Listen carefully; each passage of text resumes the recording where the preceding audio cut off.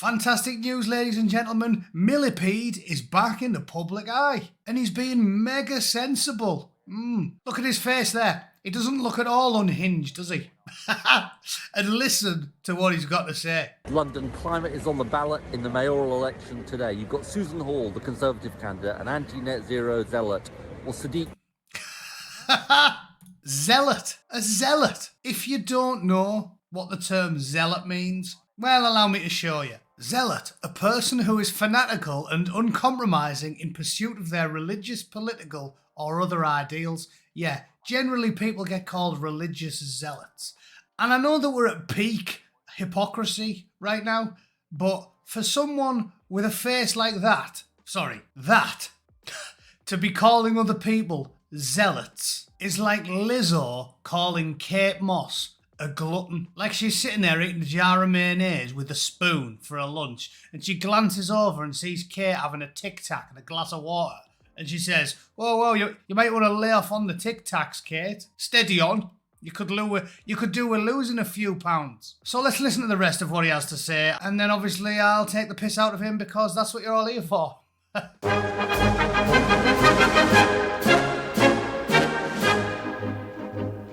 Okay, if hypocrisy was made manifest, it would probably be this video. This is what I'm talking about, me being the cynical, pessimistic, black-pilled fella that I am, telling you that we've already lost. And I've seen the future, and it is, just like Edgar Friendly says on Demolition Man, it's a 40-year-old virgin singing the Oscar Mayer Wiener song while wearing his pyjamas. That's what it's going to be like, right? I just accept it. Because these lunatics are treating 1984 or Brave New World or Demolition Man, those type of things, as a how-to manual for how you're supposed to run a society. Constant indoctrination, rewriting history, calling the actual fascists themselves heroes, telling you that they're standing up for democracy when they tell you you're not allowed to vote for the people that you want to vote for. And then this is just another example, calling normal, boring people like me, who don't even deny whether climate change is a thing or not. Maybe it is. I'm just a boring normie who says things like, if you're a plumber and you work hard all year, you should be able to fly with your kids to Spain and have a steak if you want one. Like, that is literally the sum total of the average person's complaints about the net zero, Greta Thunberg, shut up and eat the cricket paste, do as you're told, except we can fly on private jets 300 times a year. Weirdos, like staggeringly hypocritical weirdos.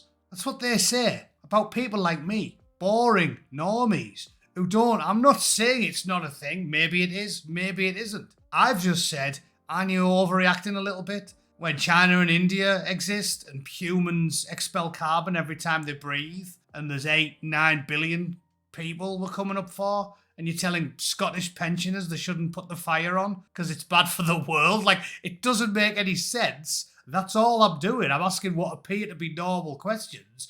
And a fanatic, a wild-eyed fanatic, is saying I'm a zealot for this behaviour, apparently. So, brilliant. Let's see what he has to say in full, shall we? London climate is on the ballot in the mayoral election today. You've got Susan Hall, the Conservative candidate, an anti-net zero zealot, or Sadiq Khan with his climate leadership. A vote for anyone other than Sadiq risks letting Susan Hall in by the back door. Vote Sadiq for climate leadership today. Absolute weirdo. Absolute weirdo. And then let's get Britain's future back. Well, that is Britain's future, yeah. There's only one white fella in it, and he's going to be dead soon. I mean, look at the clip of him. Christ, was it cold in the ground when he got up this morning? Look at, he's man barely alive, that bloke. Mike Bravo Alpha. The bloke's got about a year left in him. The only young people in there are clearly not ethnically British or women with dyed hair, obviously. So yeah, that is Britain's future. Being brought here by lunatics that look like this. Yeah. He's got an honest face. Look at the bags under his eyes. I mean, he doesn't look fully human there. Look at his absolute bin bags. He looks like Gollum after like 3 trips to an all-you-can-eat restaurant. That's all he looks like. Absolute lunacy. So yeah, there you go. If you ask any questions at all and go, hang on, mathematically it doesn't make any sense that people in Yorkshire are worried about climate change as aggressively as they are, when China and India exist and they build a coal power plant every week? If you ask that question, you're a zealot. You're a zealot. And it's just more of the same. Today I've been deluged with more of this lunacy, where you're getting conditioned. And if you ask any questions, you're the villain. Here's just a handful of the stories I've seen in the last 12 hours. Train drivers are overwhelmingly middle-aged white men. The average train driver is 46 years old and male and white. Who wants to get on a train when the driver looks like that? Tell you what you should do. Give it to a woman with a bin bag over her head, because then she's got the situational awareness and peripheral vision of a goldfish in a hijab. That's the type of person who I want driving the trains. Are women safer with men or with bears? I vote bears, and I'm a bloke. You're not. You're not. You're a pathetic sparrow-boned soy boy. That's what you are, son. Listen, 99 out of every 100 men are normal. All right, let's say 95. There's a lot more weirdos these days. The young generation's dragging the numbers down. But women go hiking all the time out here, all the time. And they walk past men, and the men are polite and they say morning, and that's that. And if the woman fell over and was in distress, the man would probably go, "Oh, you're all right, love," and ring an ambulance, right? That's what normal people do.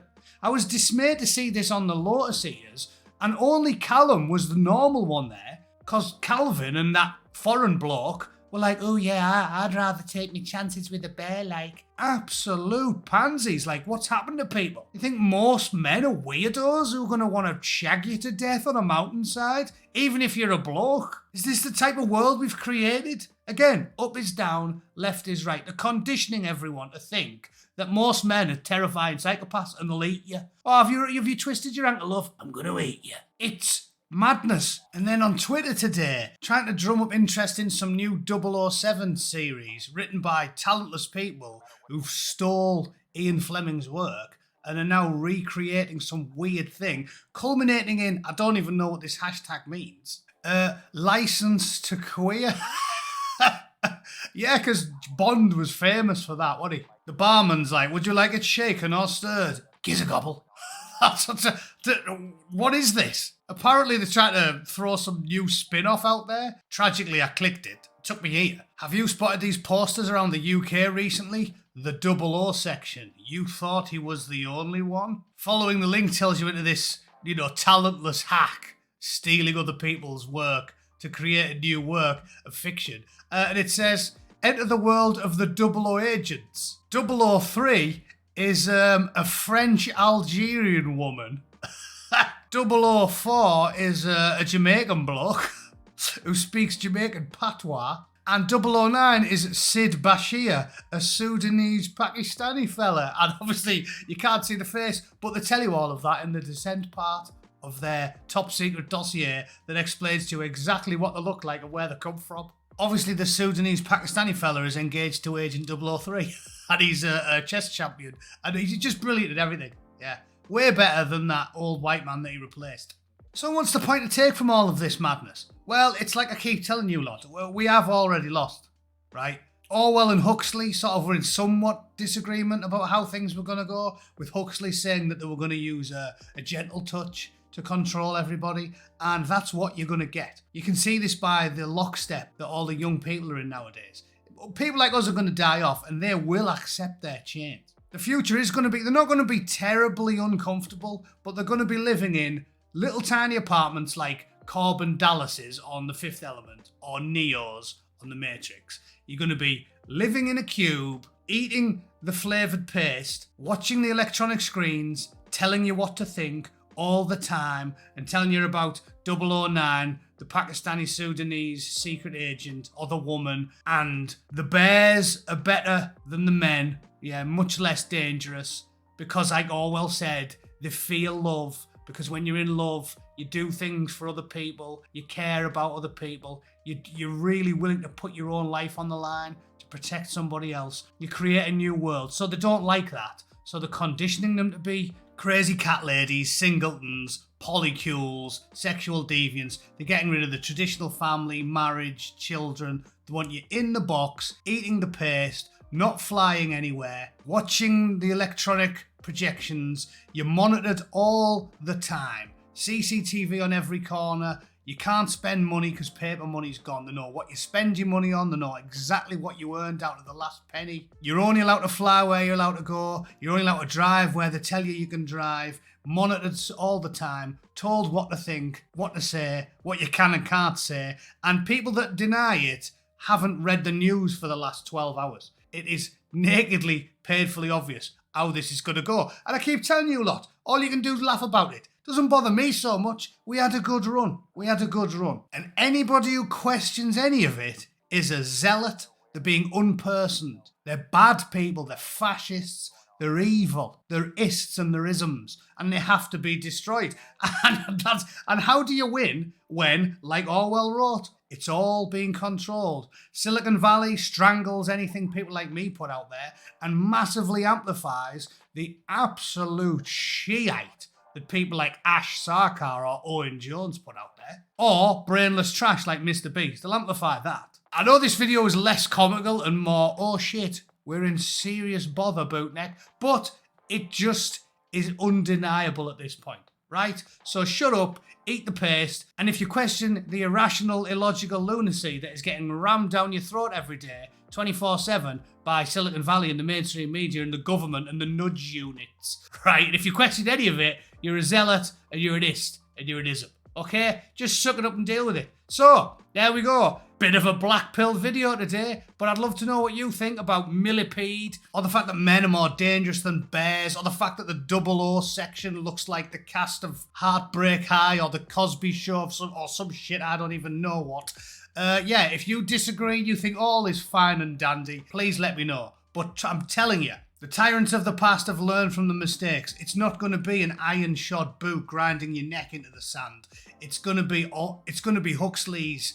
We'll keep you entertained in your little box, and you'll have a nice plasma TV, and you'll have a Gobbletron 3000 noshing you off, because we don't want you to go anywhere near a real woman and risk starting a real family. And the state will tell you what to do, and you'll love it. Maybe it won't be that uncomfortable, but you definitely won't be free. That's what I've got to say today. Thanks for tuning in, ladies and gentlemen. See you all very soon. Toodle pip. Cheers.